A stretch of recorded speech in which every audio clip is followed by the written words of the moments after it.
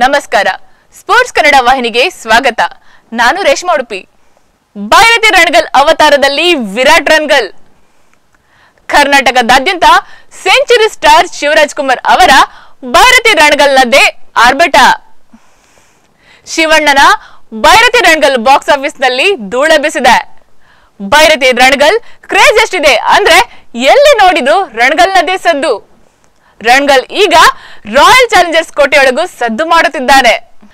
ರಣಗಲ್ ಸಾಮ್ರಾಜ್ಯದ ಅಧಿಪತಿ ಶಿವಣ್ಣನಂತೆ royal challenger ಸಾಮ್ರಾಜ್ಯಕ್ಕೂ ಒಬ್ಬ ಅಧಿಪತಿ ಇದ್ದಾನೆ. ಅವರೇ ವಿರಾಟ್ ಕೊಹ್ಲಿ. ಸೆಂಚುರಿ ಸ್ಟಾರ್ ಶಿವಣ್ಣ ಬೈರತಿ ರಣಗಲ್ ಆಗಿ ಕಾಣಿಸಿಕೊಂಡಿರುವ ಆ ಲುಕ್ ಇಡೀ ಸಿನಿಮಾ ಜಗತ್ತಿನಲ್ಲೇ ಸಂಚಲನವನ್ನ ಸೃಷ್ಟಿಸಿಬಿಟ್ಟಿದೆ.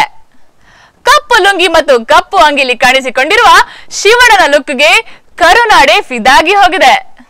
ಹೀಗಿರುವಾಗ ರಾಯಲ್ ಚಾಲೆಂಜರ್ಸ್ ಬೆಂಗಳೂರು ಫ್ರಾಂಚೈಸಿ ಫಿದಾಗದೇ ಇರಲು ಹೇಗೆ ಸಾಧ್ಯ? ಬೈರತಿ ರಣಗಲ್ ಸಿನಿಮಾದಲ್ಲಿ ಶಿವರಾಜ್ ಕುಮಾರ್ ಕಪ್ಪು ವಸ್ತ್ರ ತೊಟ್ಟು ಮರದ ಕುರ್ಚಿಯಲ್ಲಿ ಕೂತಿರುವ ದೃಶ್ಯ ಹೊಂದಿದೆ.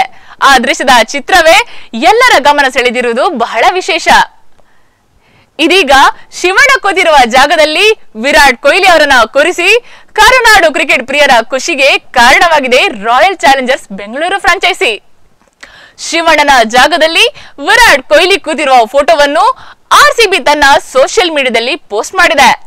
100 ಡೇಸ್ ಪಕ್ಕ ಸೆಂಚುರಿ ಸ್ಟಾರ್ ಬಗ್ಗೆ ಕೇಳಬೇಕಾ ಎಂಬ ಒಂದು ಲೈನ್ ಅನ್ನ ಬರೆಯಲಾಗಿದೆ. ಇದು ಸಾಮಾಜಿಕ ಜಾಲತಾಣದಲ್ಲಿ ಭಾರಿ ವೈರಲ್ ಆಗಿದೆ. ಇದನ್ನು ನೋಡಿದವರು ಶಿವಣ್ಣ ಬೈರತಿ ರಣಗಲ್, ವಿರಾಟ್ ಕೊಹ್ಲಿ ಆರ್ಸಿಬಿ ರಣಗಲ್ ಎಂದು ಕೊಂಡಾಡುತ್ತಿದ್ದಾರೆ. ಬ್ಯಾಟಿಂಗ್ ದಿಗ್ಗಜ ವಿರಾಟ್ ಕೊಹ್ಲಿ 2008ರಿಂದಲೂ ಐಪಿಎಲ್ ನಲ್ಲಿ ರಾಯಲ್ ಚಾಲೆಂಜರ್ಸ್ ಬೆಂಗಳೂರು ತಂಡವನ್ನು ಪ್ರತಿನಿಧಿಸುತ್ತಿದ್ದು ಕರ್ನಾಟಕದಲ್ಲಿ ದೊಡ್ಡ ಸಂಖ್ಯೆಯ ಅಭಿಮಾನಿ ಬಳಗವನ್ನ ಹೊಂದಿದ್ದಾರೆ.